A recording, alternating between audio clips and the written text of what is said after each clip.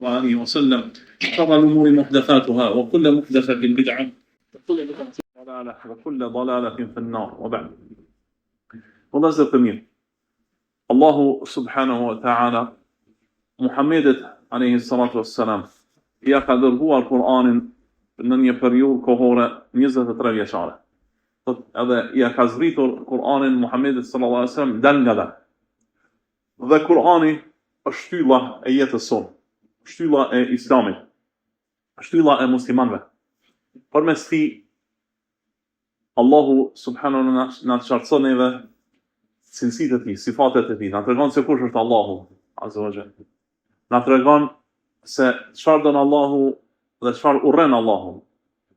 Na tregon Allahu po ashtu dispozitat fetare tona, dhe na tregon historitë e dobishme nga të cilat ne përfitojmë dobi për ata të cilët kanë kaluar dhe ata që do të vinë të ardhmen. Nga se historitë e Kur'anit nuk janë vetëm si histori, si tregime, po qëllimi i tyre është që njerëzit të përfitojnë dhe të mësojnë gjëra prej tyre. E Muhammedi sallallahu alaihi wasallam dhe shokët e tij, Muhammedi sallallahu alaihi wasallam ka qenë, çka thënë Aisha radhiyallahu ta'ala anha kur është pyetur për ahlakun, për edukatën e Muhammedit sallallahu alaihi wasallam, ka thënë kana khuluquhu al-Quran. Ahlaku i Muhammedit sallallahu alaihi wasallam, sjellja edukata e Muhammedit alaihi salatu wasallam ka qenë Kur'ani. Dhe Muhammedi sallallahu alaihi wasallam ka qenë aq i mishëruar me librin e Allahut, aq i mishëruar me Kur'anin, saqë Allah e di më së miri, po shumica e hudbeve të Muhammedit sallallahu alaihi wasallam kanë qenë lexim i Kur'anit. Për këtë arsye, ne nëse shikojmë në librat e hadithit, nuk mund të gjejmë hutbet e Muhammedit sallallahu alaihi wasallam, edhe pse ato kanë qenë të shumta. Mirpo, gjejmë gjëra të ndërprera që ka treguar që Muhamedi sallallahu alaihi wasallam ka thënë këtë në hutbë, ka thënë këtë në hutbë. Sepse ka lexuar Kur'an, nga njëra ka lexuar një sure të tërë në Kur'an Muhamedi në hutbë pejgamberit sallallahu alaihi wasallam. E përqendrimi leximin në librin e Allahut dhe studimi i tij dhe kuptimi i tij është për gjërave më të mira që mund të bëj njeriu. Ka thënë pejgamberi sallallahu alaihi wasallam një hadith, të vërtetë ka thënë: "Wa ma sama'a qawmun fi baytin min buyutillah yatluna kitab Allah wa yatadarasunahu bainahum illa haffathum al-mala'ika wa ghashiyatuhum ar-rahmah wa dhakarahum Allahu fi man 'indahu." Nuk ndodh që një grup njerëzish të tubohen në një shtëpi prej shtëpive të Allahut. E shtëpia e Allahut është xhamia. Dhe e lexojnë librin e Allahut, edhe e studiojnë atë mes vetë tjetrit. Përveç se Allah subhanahu wa ta'ala illa nazalat alayhim as-sakina wa ghashiyatuhum ar-rahmah, hafathum al-malaika wa dhakarahum Allahu fi man 'indah. Përveç se atyre ju zbret qetësia shpirtërore. Sakina. Edhe melajkat e Allahut i rrethojnë ata, edhe i kaplon rahmeti, mëshira e Allahut. Dhe Allahu i përmend te ata të cilët ai janë te ai, do thotë te melajkat e tij, te engjujt e tij i përmend Allahu azza wa jalla ata njerëz. Kjo është ajo gjë që ne duhet ta bëjmë, të studiojmë librin e Allahut, të përfitojmë prej tij.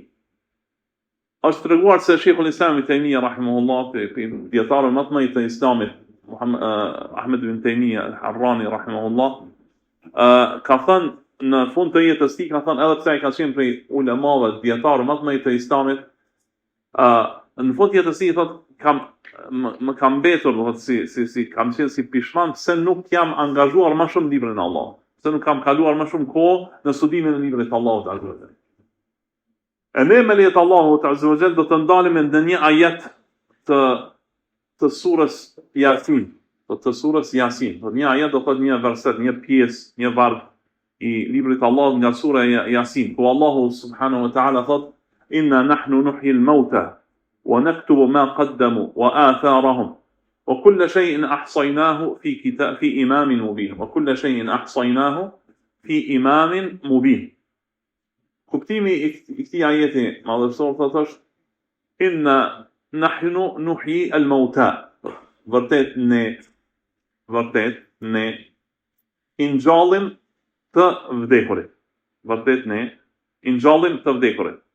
Dhe shkruajmë atë punat që i kanë bërë, dhe i shkruajmë ato çfarë kanë lënë si gjurmë të tyre. I shkruajmë gjurmë të tyre. Dhe çdo gjë thotë e kemi përmbledhur në një libër të qartë. Në çdo gjë e kemi përmbledhur në një libër të qartë.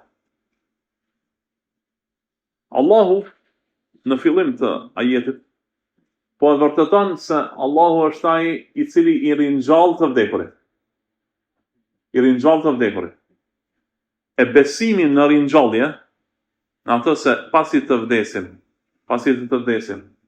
dhe pasi të na jenë, pasi që trupat tonë të jenë bërë dhe e hi, e fluhur, pasi kësaj të tërës, kur të vi dita e kiametit, të vi dita e gjykimit, Allahu do ta urdhërojë tokën dhe njerëzit do të dalin nga varret e tyre.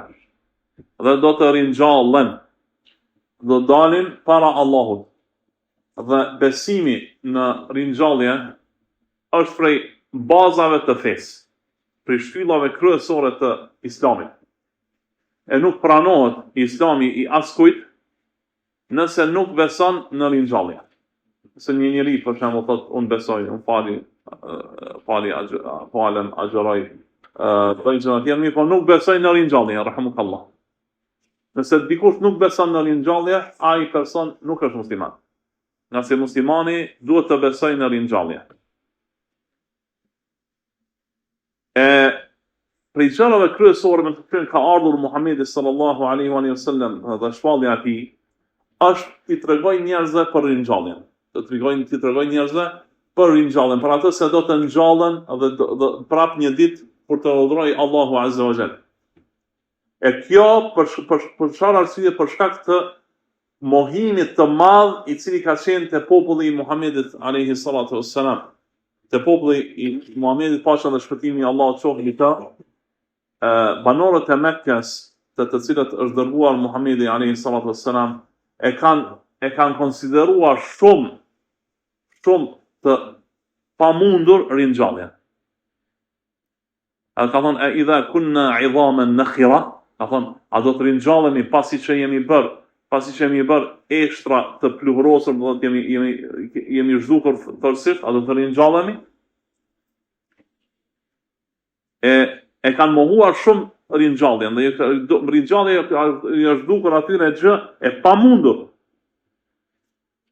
Mirë po, Allahu azza wa jall në plot ajete e ka treguar që ringjallja është më lehtë se sa krijimi i parë. Fa'ayna bil khalq al awwal. Ka thënë Allahu subhanahu wa taala në këtë ajet ka thënë kuptimin thotë a kemi pas vështirë ta krijojmë krijimin e parë. Kur Allahu subhanahu wa taala e ka krijuar njeriu së pari, nëse do të ishte qenë vështirë, krijimi i parë do të ishte qenë më vështirë se sa ringjallja.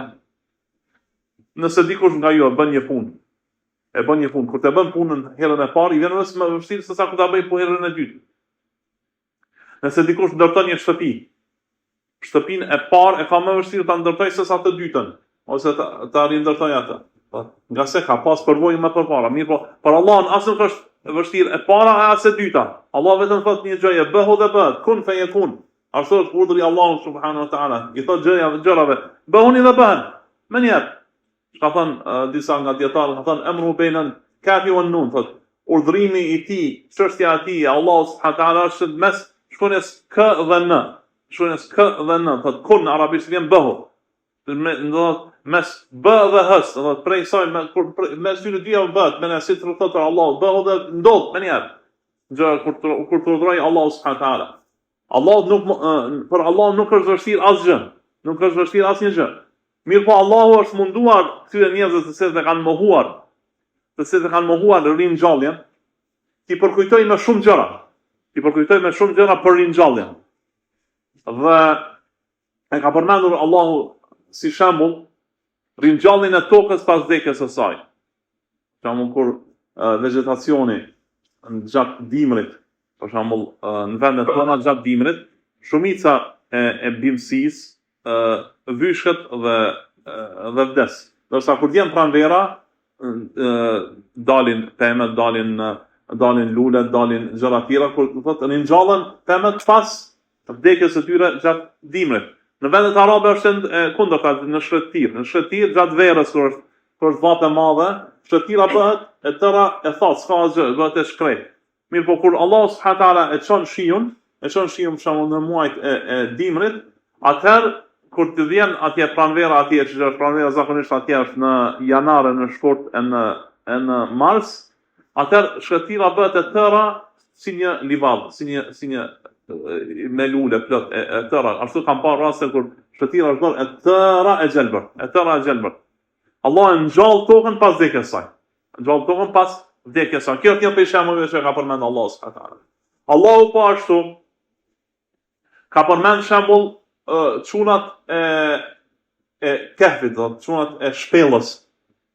Ata kanë qenë 7 djem të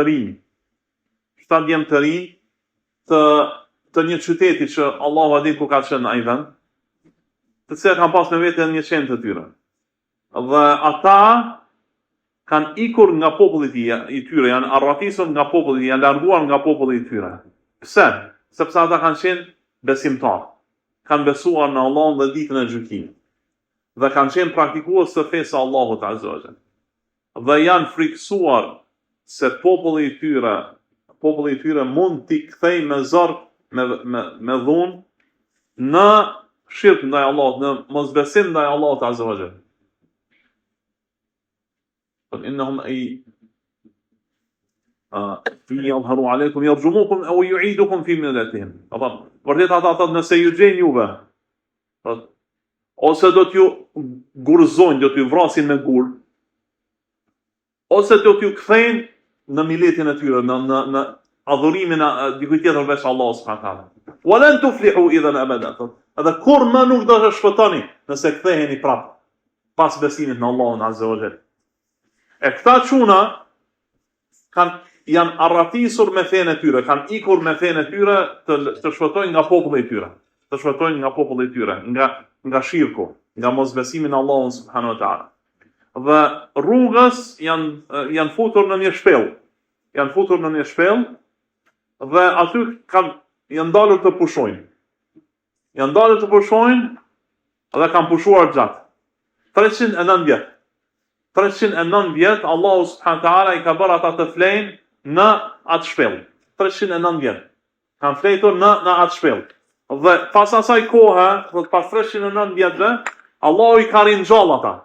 I ka nxjerr nga gjumi, nga se Allahu ju shpërblet barakallahu fik, sa pas nevojë. Thot Allahu i ka ringjall ata pas vdekjes së tyre, pas gjumit të madh, 309 vjet që kanë ndodhur. Edhe Allahu zgjuarjen e tyre prej gjumit pas 309 vjetëve e ka përmend si shembull që njeriu mund të ringjallet. Edhe mas 309 vjetëve çfarë ka ndodhur? Këta çuna kanë jetuar në pjesë. Pas 309 vjetëve vendi ku kanë banuar ata ka ndryshuar situata aty dhe janë bërë njerëzit besimtarë. Mirë po, te njerëzit e asaj kohë mas 309 vjetëve, do thotë, është përhapur një lloj dyshimi në ringjallje.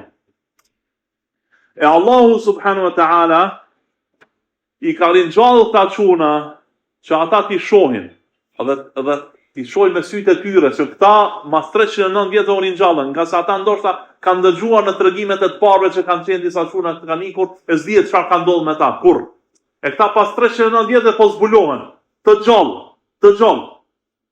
E kjo ka ndikuar që ata njerëz të kthehen në besim, dhe ta shohin edhe të kthehen në besimin e vërtet, në besimin e ringjallje. Këtë ka përmend Allahu si shembull. Edhe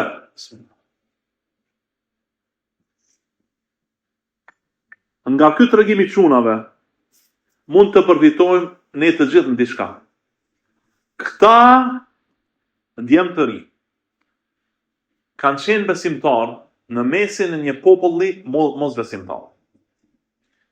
Kur kanë besuar ose kanë arritur bindjet e ata çuna të ri, që janë në rrezik në fenë e tyre, janë në rrezik që të largohen nga feja e Allahut. Ose që populli i tyre me zor do t'i kthejë ata në besimin e mëshëm, çfarë kanë bërë? Kanë bërë hijrat, kanë ikur nga ai vend, që të shpëtojnë me fenë e tyre, Hijreti do thot emigrimi. Është pjesë e jetës së muslimanit. Ne kemi emigrimin, hijretin më të madh, hijretin e Muhamedit sallallahu alaihi wasallam prej Mekës në Medinë, që ka qenë hijret dhe emigrim, lëvizje tektonike, mund të thënë që Allahu subhanahu wa taala përmes hijretit Muhamedit sallallahu alaihi wasallam ja ka mundsuar Muhamedit sallallahu alaihi wasallam pasaj të formojë shtetin dhe që të forcohet Islami dhe të përhapet Islami gjithandej në botës. Me hijretin e Muhamedit sallallahu alaihi wasallam. Pastaj kemi hijretin tjetër, atij njeriu i cili ka jetuar në një vend të keq. Edhe ka qenë vrasës i madh. I ka vrarë 99 vjet. Edhe kur ka pyet, a ka shpëtim për të, ka pyet një njeri ignorant, të paditur, mirë po fetar, ka qenë fetar, mirë po i paditur. Njeri asket, mirë po pa dije. Ai ka thonë, jo, s'ka shpëtim për ty. S'ka pendim për ty. Ato të ka vrarë ato i ka plotësuar 100. Edhe pastaj ka shkuar ka pyet një njeri ditur. Ka thonë, a ka shpëtim, ka vrarë 100 vjet, çka më bën? I ka thonë, ikin nga ky vend. Se ky vend i keq, njerëzit të nxisin ty me bë krime më shumë. Largo. Edhe është largu ky nga ai vend. Edhe ka vdekur në gjysmë rrugës. Kur ka vdekur në gjysmë të rrugës, Allahu janë të butë, ka marrin shpirtin. Me lajket e azabit dhe me lajket e rahmetit, me lajket e mëshirës dhe me lajket e dënimit. Edhe kanë pas një lloj konflikt, kush ka marrë shpirtin ti? Kush? Do kanë thonë, kësë ka bërë kur që të mirë, tjerë kanë thonë, kësë mundu me bërë mirë. E atërë Allah subhanahu wa taala e ka lënë që ta marrin atë, kanë shikuar kush është distancën, në cilin vend e ka më afër. E kanë marrë distancën, e kanë pasur që është më afër vendit ku ka dashur të bëjë hijret. Ku ka dashur të largohet. Edhe Allah subhanahu wa taala ja mësuar që me lajket e rahmetit ja marrin atij shpirtin. Ky është lloj hijreti, është larguar nga një vend i keq që ka ndikuar shoqëria e tij keq që ai të mos përmirësohet. E muslimani në jetën e tij nuk është hijret vetëm të largosh prej një vendi, është hijret për shembull të largosh nga vendi i kufrit në vend të islamit, nga vendi i bidatit në vend të sunnetit, nga vendi i mëkateve në vendin e bindjes ndaj Allahut subhanahu wa taala. Po ashtu, një lloj hijreti është që e kjo vlen për gjithë neve, që të kemi kujdes në familjet tona, nëse kemi dikë nga familjet tona, prindrit, apo të afërmit tonë, që mund të ndikojnë keq te ne, që të kthehemi në mosbesimin që kemi qenë më herët, në ato mosbindjen ndaj Allahut që kemi qenë më herët, duhet të bëjmë atyre të qartë, se ne jemi muslimanë. Edhe jemi praktikues fesë Allahu subhanahu wa taala, edhe nuk mund të ndikonin te ne në lëshimin e Allahut subhanahu wa taala, në lëshimin e fesë Allahu subhanahu wa taala. Çka thon Allah subhanahu wa jahadaka an tushrika bi fala tuti'huma. Ka thon ala an tushrika bi fala tuti'huma. Ka thon edhe nëse ata prindrit, Allah na urdhëron neve se të bindemi ndaj prindërve. Të bindemi, muslimani duhet të jetë i bindur ndaj prindërve. Edhe nëse prindrit janë mosbesimtar. Duhet muslimani të jetë i mirë ndaj prindërve, i sjellshëm, i dëgjueshëm, i bindur ndaj tyre. Përveç kur ata përpiqen që të na largojnë nga feja Allahu subhanahu wa taala. Edhe Allahu subhanahu wa taala e ka përmend si shembull fjalën ka thënë wa in jahadaka. Ka thënë jahadaka thotë nëse ata bëjnë xhihad që ty të largojnë nga feja Allahu. Po xhihad është përpjekje shumë e madhe. Mundohen shumë me plot metoda të ndryshme që ty të kthejnë nga feja Allahu subhanahu wa taala.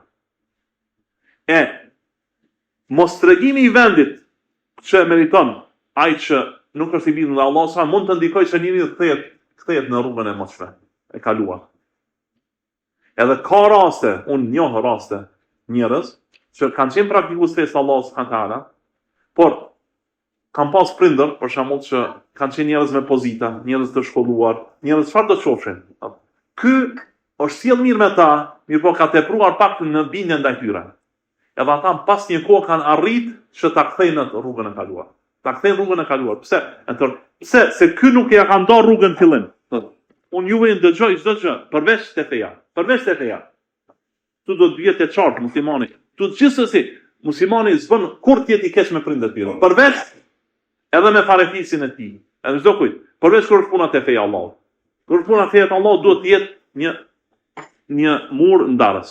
Këtu është feja Allahut, këtu nuk çoj pa. Nuk çoj pa në adhurimin e Allahut subhanahu wa taala. Nuk çoj pa në praktikimin e fesë Allahut ashtu siç më ka urdhëruar Allah dhe Muhamedi sallallahu alaihi wasallam. Pse? Sepse përfundimi është i keq, përfundimi është zjarr. Zjarr, mos binda ndaj Allahut, mos praktikimi i fesë Allahut subhanahu wa taala, përfundimi i saj është në zjarr. Muhamedi sallallahu alaihi wasallam na ka dhënë ato që treguam pas namazit të ikindis, është se një namaz të ikindis, namaz të asrit, nëse e lën, është sikur të shkatërrohet pasuria dhe tër familja, vetëm një namaz. Në më gjëra tjera më shumë të fesë Allahut. Prandaj duhet të ketë kujdes muslimani, ha? Muslimani duhet të ketë kujdes dhe të bëj tër jetën e tij një lloj hijreti, një lloj emigrimi nga e keqja. Edhe nëse ajo e keqja vjen nga më të afërmit e tu, edhe më të afërmit e tu. Duhet të dihet çka është feja Allahut, çka është. Mirë, kjo themi nga këtë. Thotë Allahu e ka përmendur thotë për shembujve kjo ringjallje, thotë me atë. Rasti tjetër është për shembull kur njëri ka kaluar pranë një fshati i cili ka qenë i braktisur. Fshati i braktisur. Tani për shkak të emigrimit të vende do të mund të ndodhë këtë ndonjë fshat që është braktis, kanë qenë shtëpia të moshme, ndërtesa të moshme, edhe mos ka njerëz aty të banojnë, edhe ka kaluar nga ka thonë. Ka thonë kush e ringjall këtë vend? Allahu subhanahu wa taala ka bërë atë. Thot fa amatahu Allahu 100 am. Allah thot e bëri atë të vdes 100 vite. 100 vite, nga se xhumi është lloj vdekje.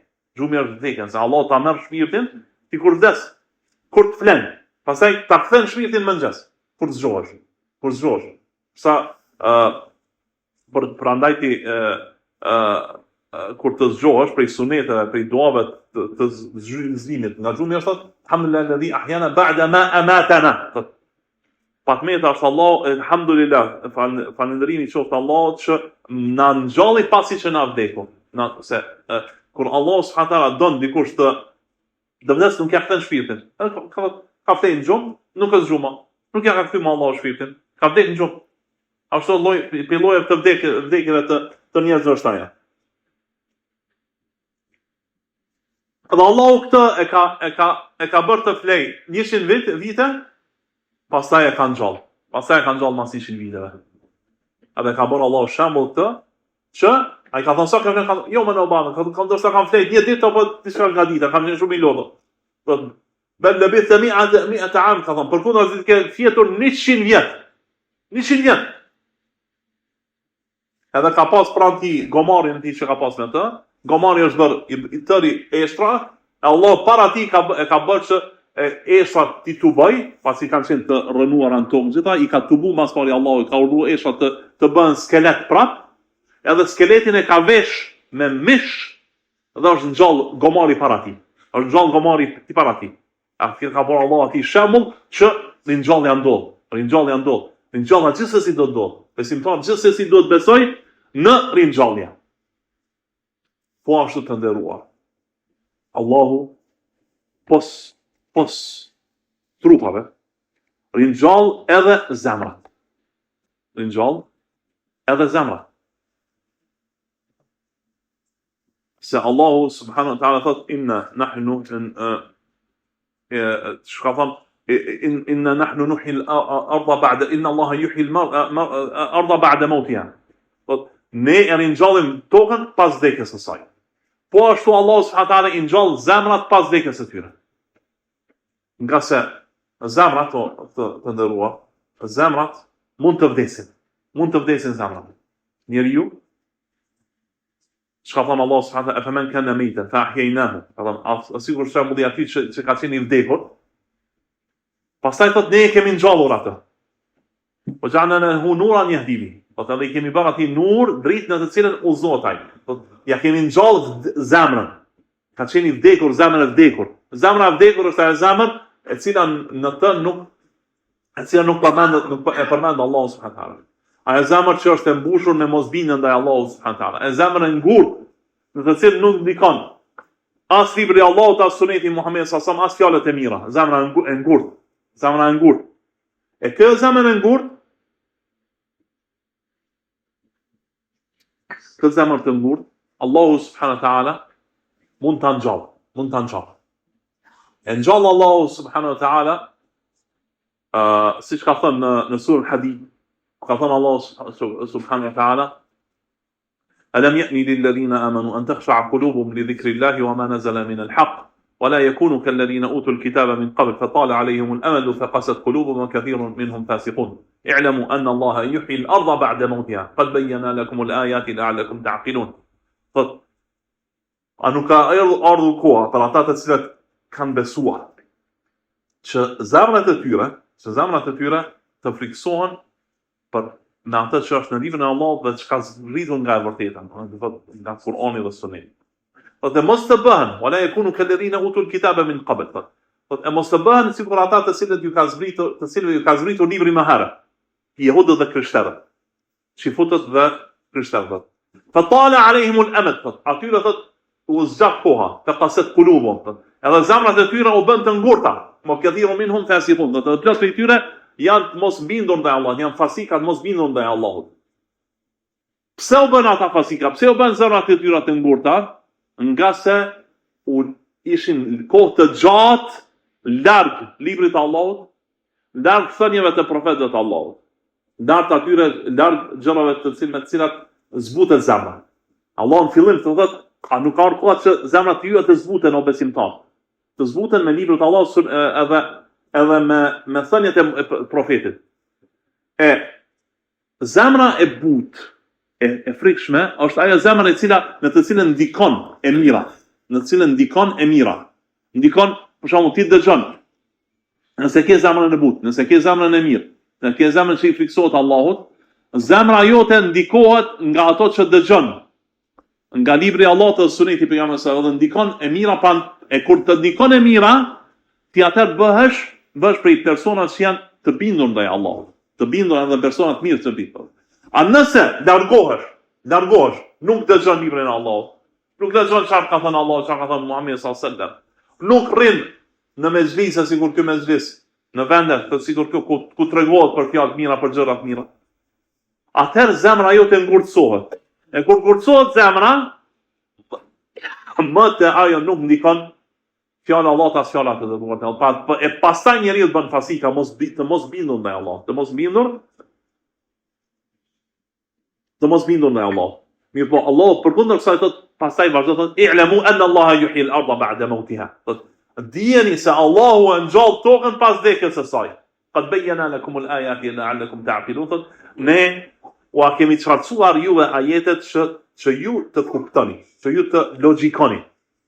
Prandaj, ashtu siç Allahu e ngjall tokën pas vdekjes së saj, një ashtu Allahu me diçka që ka zbrit nga qielli, që është libri i Allahut dhe Suneti Muhamedit sallallahu alajhi wasallam, me ato të njëjtën Allahu i ngjall zemrat e vdekura. Siç aleikum salam wa rahmatullah. Siç ngjallet toka e vdekur, një ashtu ngjallen edhe zemrat e vdekura.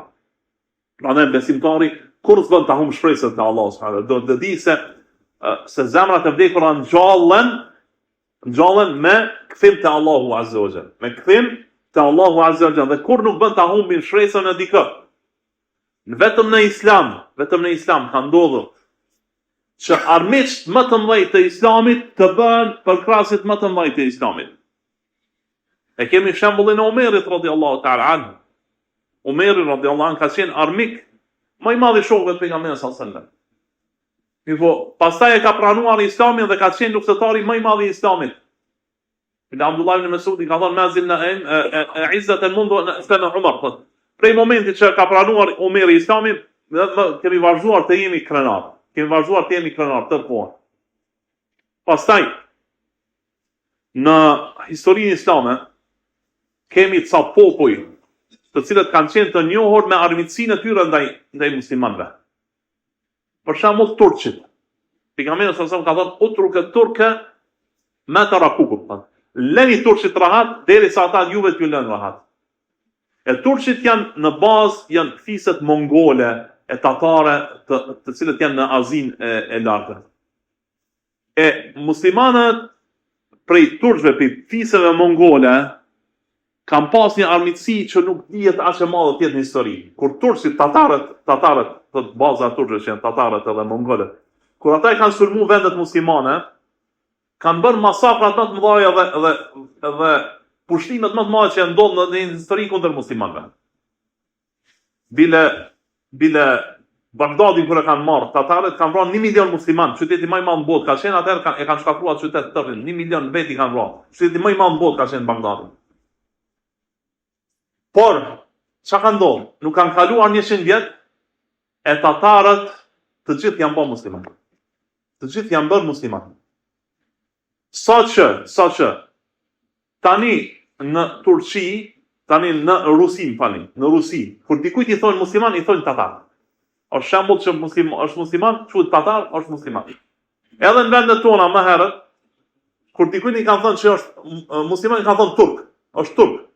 Turk, bile unë mbaj mend kur kam qenë i vogël, ata do janë të ke kofsh turk, u bëf turk, domethënë qëllimi është i muslimanëve, bile edhe grekët nuk e kanë, edhe akoma sot e kësaj dite, muslimanin kur të çojnë turk, edhe serbët ashtu e kanë.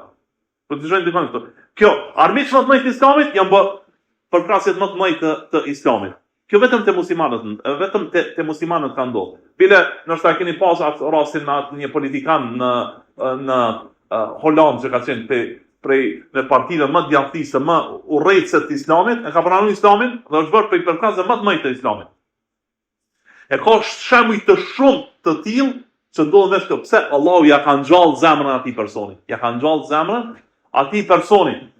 Edhe ne secili prej neve ta ndoshta nuk jemi gjithë të kapur, po mund të themi se shumica prej neve që jemi këtu një kohë kemi qenë të mos bindur ndaj Allahut subhanahu wa taala. Po Allah pastaj na ka hap neve zemrat. Dhe na ka udhëzuar fenë e tij. Na ka hap zemrën, na ka ngjall zemrat, na ka kthyr fenë e tij. Edhe prandaj ne duhet të mundohemi për ata që nuk janë sikur ne, ti tregojmë fenë Allah subhanahu wa taala. Ka thënë kadhani kuntum min qabl, famanna Allahu alaykum fatabayyanu. Kështu keni qenë edhe ju më herët, prandaj ju Allah ju ka jep begati dhe ju ka udhëzuar fenë e Allahut. Pastaj thot Allah subhanahu wa taala, "Wa naktubu ma qaddamu wa atharahum." Thot fillim thot inna nahnu nuhyil mauta. Vërtet ne i ngjallim të vdekurit. E kuptuam këtë gjë çfarë. Pastaj thot "Wa naktubu ma qaddamu wa atharahum." Dhe shkruajmë çfarë kanë bërë dhe ato gjurmët e punëve të tyre, dhe gjurmët e punëve të tyre. Dhe çdo gjë Allahu subhanahu wa taala e shkruan. Dhe çdo gjë shënohet edhe çdo gjë, për çdo gjë që bën besimtari, ka shpërblim te Allahu subhanahu wa taala, nga se një prej kuptimeve të këtij ajeti ose u shkruan çdo gjë që të keni shpërblim për çdo gjë. E besimtari duhet të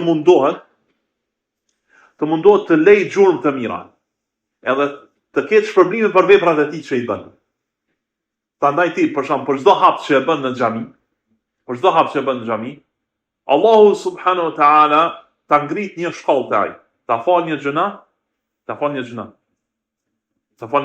të ngrit te ai te Allahu azza wa jalla. Ti jap një sevap, të ngrit një derezhe te ai, një shkallë te ai, dhe ta fal një gjuna. Për çdo hap që e bën. Për të ardhur në xhami, për të shkuar në xhami.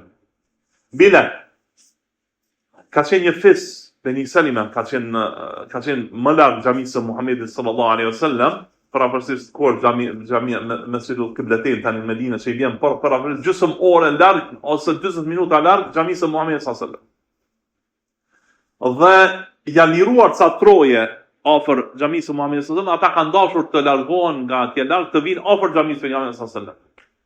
Muhamedi sallallahu alaihi wasallam ka thënë Beni Salima, diyarakum tuktab atharukum. O Beni Salima, çndroni atje ku jeni. Çndroni, mbani ato shtëpia të vendet ku jeni, nga se do t'ju shënohen juve hapat për të cilët vini në xhami. E muslimani duhet të mundohet të lej gjurmë mbrapa vetes.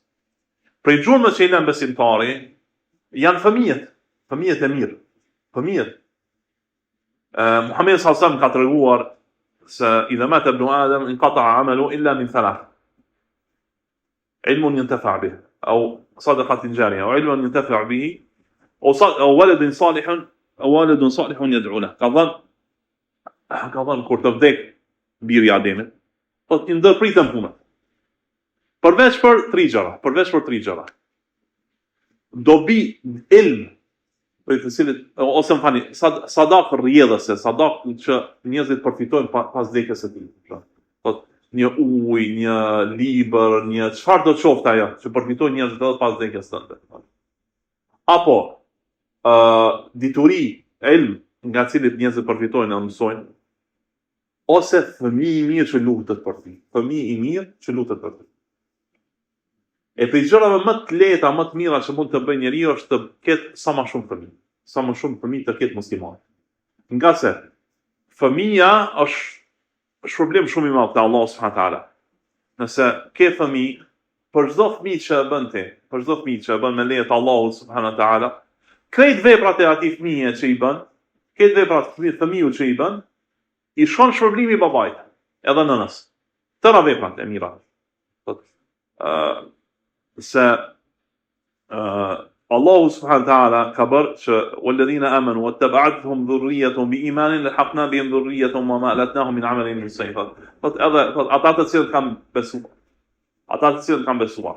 Dhe i kanë pasuar ata fëmijët e pasardhësit e tyre me iman, me besim në Allah. I kemi bashkuar ata me prindërit e tyre, edhe nuk ja kemi mangësuar asgjë nga veprimet e tyre. Alaykumus salam wa rahmatullahi wa barakatuh. Fëmijët dhe prindët do të jenë në një shkallë në xhenet. Edhe nëse mund të parasysh se prindi është më i keq, më të mos musliman, fëmia është më i mirë, ka vepra më të mira, prindi do të jetë në një shkallë me të, apo e kundërta. Prapë do të jenë bashkë me lejet Allahu subhanahu wa taala. Prandaj fëmia, Allahu ka dhënë fëmijë, të ka 1, 2, 3, 10, Allahu ju mundsoft keni sa më shumë fëmijë, se është sa më shumë shpërblim i madh. Nëse e ke për shembull 10 fëmijë, nëse ke 10 fëmijë me lejet Allahu subhanahu wa taala, nëse ata falen, agjerojnë, thrasin rrugt të Allahu subhanahu wa taala, bëjnë punë të mira, çdo punë që e bën fëmiu, edhe pa pas qëllim fare fëmiu, shpërblimet i shkojnë prindit. Babait dhe nënës. Çdo gjë që e bën fëmiu, çdo gjë që e bën fëmiu prej veprave të mira. Prandaj kjo është prej atyre gjurmëve që njeriu i lën brapa vetes. Po ashtu thirrja në rrugt të Allahut, mirë, Allah. Ti ndoshta një fjalë të mirë që e thua, bëhet shkak gjurmë që lën brapa te, që një njeri të udhëzon fet Allahut subhanahu wa taala. Një vëlla tonin e kemi këtu në këtë vend, tani është vëlla që kemi ardhur me të. Tregon thotë një rast kam qenë duke punu në një zyre diku. A thotë kam pas një punë të përkohshme, thotë 1 javë 2 datë vend thotë. Mirë po thotë kur shkova aty, thotë falesha, tërkohën, vinte koha namazit falesha me një. E tha, nuk shkon tha 2-3 javë tha, njëri që ishte aty, një çun i ri, tha sot do falem me ty. Pse? Se të fash tha shumë i vendosur në namaz. Tha vinte koha namazit ti falesha, tha mëson si të falem, tha do falem me ty me një. Ajo veprimi i tij, thotë praktika e tij fes Allah bëri që ai njeri të falet. Ai njeri të falet me pse ka pa këtë njeri dhe prandim. Bot punë mira, bot praktik mirë, fill në rrugt të Allahut subhanahu, nuk e di se kur do të bëj dobi fjala jote. Jepja dikujt një libër, kuptimin e fjalës la ilaha illallah, faljen e namazit, jepja dikujt një Kur'an, diçka që mund ta udhëzoj rrugën të Allahut, nuk dihet. Ndoshta sot ndikon, ndoshta mas një javë, ndikon ndoshta mas një vjeti, ndikon ndoshta ai ja lën fëmijët vet, mas një kohë gjurmët tua ndikojnë që ai të udhëzon rrugën të Allahut. Sa raste kanë qenë të tilla. Sa raste kanë qenë të tilla. Ndikojnë. Mundohu nëse Allah ka dhënë pasuri, ka jep pasuri, mundohu desh edhe sadak rrjedhse. Sadak rrjedhse për shembull, mundohu yani këtu afër xhamisë pash atë krojën që ka qenë pe ali pas të pelenës. Pe atë para gati 200 vjetë është bërë. Kroja dhe këtë që deri unë ka pas ujë. Është prej llojit kjo sadaka që rrjedhën ta. Sadaka rrjedhse që vjen se hapi edhe pas vdekjes. Mundohet bësh diçka që rrjedh sadaka shpërblimi edhe pas vdekjes tënde, edhe pas vdekjes tënde. Po çdo gjë do ta shojnë ai Allahu subhanahu wa taala. Mundohet të lësh gjurmë, të mira, E gjurma më e mirë është ta udhëzosh dikon rrugën e Allahut subhanahu wa taala. Shka thënë Allah subhanahu wa taala, "An yahdi Allahu bika rajulan wahidan khairun laka min humri an-na'am." Që ti ta udhëzosh një njeri në të vetëm, një njeri të vetëm, të udhëzohet përmes teje, ato është më mirë për ty se sa të kesh shumë deve të kuqe. Deve të kuqe janë pasuria më e mirë e arabëve në atë kohë. Është sikur se dikush themin ton të kemi benzin S-Class, benzin më i mirë. Sikur kesh një grup, një 100 apo 200 prej tyre. Pasuri shumë e madhe. Ashtu është thënë që nëse dikush udhëzohet përmes fjalës tënde, mundohet një njeri bilet vetëm ta udhëzosh rrugën e Allahut subhanahu wa taala. Ti po ta kesh një benz të vetëm do thotë jam pasanik, kam punë të mira. Po çfarë do të kesh çë shumëta nëse ti udhëzon një njeri vetëm? Nuk dihet udhëzimi i Allahut kur vjen ti që je çon i ri në shkollë, në shkollë fillore, në shkollë mesme, në fakultet. Thuj, hajde te xhamia. Mësoja diçka prej fesë Allahut, tregoj diçka prej fesë Allahut, ndikon te njeriu. Ndikon herët apo ndikon. Ndikimi nuk dihet kur. Edhe në fund Allah subhanahu thot, edhe me këtë përfundon thot, "Wa kullu shay'in ahsaynahu fi imamin mubin." Edhe çdo gjë, thot e kemi përmbledhur në një libër të qartë. Një libër të qartë. Libri i qartë është libri ku Allah subhanahu taala i urdhon me lasbi që të shkruhet çdo gjë, Çdo gjë që e veprojmë ne është e regjistruar. Ka regjistër te Allahu subhanahu taala ku është regjistruar çdo veprim i joni. Sa ditën e Kiametit, Allahu subhanahu taala thotë që mos besimtarët thonë ja wailana. Ma li hadha al-kitabi la yughadiru saghiratan wala kabiratan illa ahsaha. Mirë për ne. Çka është puna e këtij libri? Nuk ka lënë as të vogël, as të vogël apo të madhe përveç se e ka përmbledhur. Çdo gjë është në të. Po mirë për ne. Çdo gjë që kemi bërë kemi parasysh. Çdo gjë. E çdo gjë është e shkruar te Allahu subhanahu taala. Nuk mund të ikësh asaj që është te Allahu subhanahu taala. Çdo gjë është e din Allahu subhanahu taala. Çdo gjë është e regjistruar te Allahu. Ne tani për shembull kushtet në botën tani të IT-s, të kompjuterëve, ato kompanitë e mëdha marrin vende të mëdha dhe i bëjnë si data center, qendra të dhënave, të regjistrimit të dhënave, qendra të mëdha bëjnë vetëm për të regjistruar dhënat e përdoruesve të internetit. Janë shumë të mëdha. Me po libri Allahu subhanahu taala ku është e regjistruar çdo gjë është më e madh se çdo gjë tjetër. Allah na forcoft të drejtojmë rrugën e Allahut subhanahu taala dhe ta bëjmë që zemrat tona të jenë të gjalla dhe të bindura ndaj Allahut, që kur të dëgjojmë fjalën e Allahut, atë që ka thënë Muhamedi sallallahu alaihi wasallam, dëgjojmë që ta praktikojmë. Të themi sami'na wa ata'na, dëgjuam dhe u bindëm. Do të jemi për atyre që thënë dëgjuam dhe jo për atyre siç kanë thënë çifutët që thonë sami'na wa asayna. Dëgjuam dhe nuk u bindëm. Ashtu Allah na drejton të jemi finë atij deri në dekë, wallahu tebaraka wa ta'ala alam. Wa sallallahu wa sallam wa baraka ala nabiyyina Muhammedin wa ala alihi wa sahbihi.